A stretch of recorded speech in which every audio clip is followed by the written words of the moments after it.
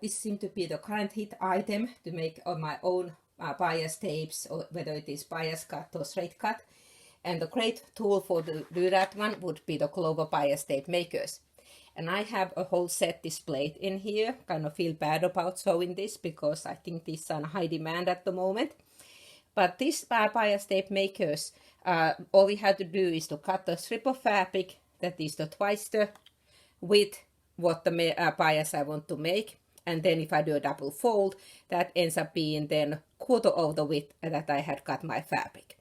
So if I wanted to have a finished 1/2 inch, I will take the 25mm one, cut my fabric 2 inches, and then it will make the single fold bias tape for 1 inch wide. If I double fold, will be 1/2 inch. So a little bit of math for this morning.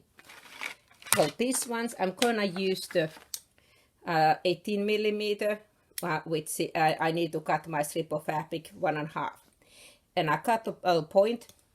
And I've seen a couple ways of the people using these ones. The way I normally use this one is I will have the plastic side on the top, and then I will feed that pointy edge inside the bias tape maker, and then a little pin just to use it to get it out of the way.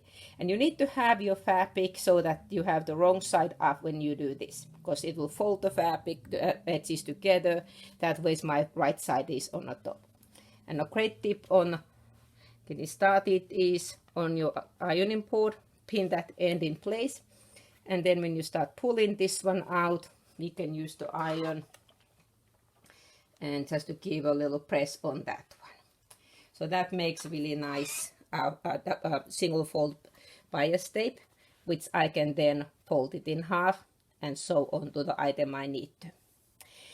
I did start it a little bit of a best press first, especially if you do bias cut, because that tends to kind of stretch otherwise out of shape. Well, then some of you may have a machine. I think these are no longer in production, but if you happen to have one of these binder machines, these ones make it really easy to make yards and yards. This came at one point when Simplicity had these ones made. They were the normal one and then the deluxe. Well, this happened to be the deluxe version, which means that I could also do piping with this one. It just has a different attachment, different size of binder attachments. They look very similar to the Clover ones, but then they just have a little locking mechanism. So if I'm going to do a 1/2 inch single fold, so I have cut my fabric strip for 1 inch. The way these work, I have turned this one on, set my temperature for the cotton, and then I will take my fabric strip. In this time, I need to put the fabric strip right side up, because this bias folder folds it the opposite direction. So I'm going to slide it in, and then I use my pin the same way, just to through that little opening. I need to be really careful with this metal surface. It is very hot, because that is my iron.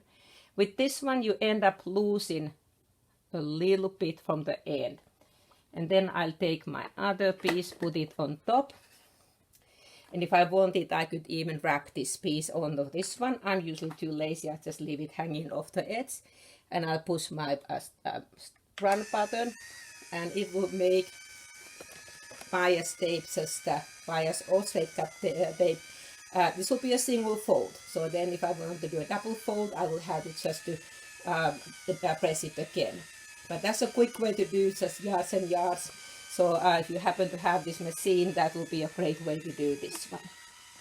And then I stop. So here is about a yard of bias tape I just made. Well, how would I attach that bias tape into the fabric, or just make ties out of it? Because I could just press it in half and stitch it close to the edge, either with the standard foot or the edge joining foot. That'll be definitely one way to do it. But if I want to make it even easier, I like to use the adjustable bias tape binder. On this foot, it doesn't really matter what size of a bias tape I have. I can use ready-made one. or I can use the one I just made myself. So these ones are depending on the company who makes this one. Brother and Baby Lock, the bias binder part looks exactly the same. Baby Lock one comes with the low shank attachment built in.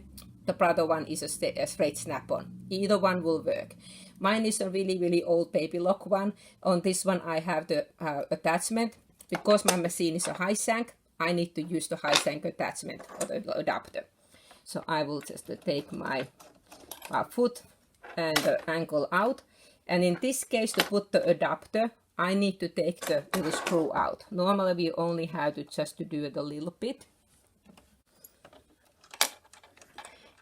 And then I will just slide it in, put the screw back in, and then I can attach that foot onto it. Got my adapter, and I will give a little tighten with the screwdriver. Then I can get this low shank. So anytime you have a low shank foot, then with a high shank machine, you would need to use the little adapter piece. And on this one, I could use this screwdriver, but I really like the one that kind of goes over. These are little separate items. They're sold in the shop as a set. There's a tiny little short screwdriver that can be used to remove the stitch plate, but this one just goes nicely over, makes it easy to tighten that screw. Again, I could use a standard screwdriver or the multifunction tool too. To make the binder, I'm gonna use this wider one first. So I will just press this in half. You could press it with an iron, but I found that lots of times I can just press it with a finger press, and then I will slide it over. On this foot, we have numbers that are on millimeters, how wide your finish one is, so kind of gives you indication. But there's a wheel, and it has a W and N, wider and narrower. So I need to have this opening a little bit wider than my double fold binding would be. So it's just easy to put in. So I have moved it on this W side to make it wider, and then I can take this binding thing, slide it into, and I need to have one of the folds on the binding strip on each one of those little lips, and then I will use the screw towards the narrower to pull that guide over on the other end. So it will keep my my binding on the right spot that way. So I just put it there, and my machine set up on a straight stitch, and at the moment I'm looking at the needle center position. This will not line up exactly. I could use the little screw on the side, on the right hand side of this foot, also to adjust the left right side, or on my machine I can always move my needle position a little bit towards right to have it in the right spot. And then when I stitch, it'll pretty much just fold it. Again, if I had pre-folded this one already, it most likely will go even easier, but I found that lots of times if I even a finger crease, it will feed it nicely. If I needed to attach it into another piece, like if you make those masks, I will take the piece that I want to attach, put it kind of between those little lips. There's kind of little lips if I cannot get. I'm trying to keep my hands away from the camera, and it is a little bit tricky to do that one. So I'm going to put this piece on between in there, and then when I start stitching, and then all I have to do is just to keep that one kind of on between there. And I could also use a zigzag stitch. This opening is maybe a little bit less than the 7 millimeters on my foot, so just make sure that your needle doesn't strike on the side of the foot, but you can use other than straight stitches if you want to do a zigzag on this one too. I wouldn't use a stitch that goes too much back and forth, because the binding kind of will otherwise punch up in front of it.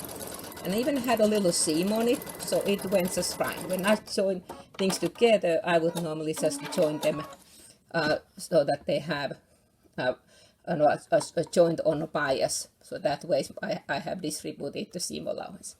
But here it is, perfect way to do binding. Let's use this narrower one.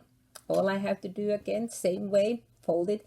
Because I made this one with my machine, I lose a little bit from the beginning. So I'm just gonna, I could go with the press with an iron, I'm just gonna get this one into my attachment the same way. I'm just gonna do a finger press, slide it in,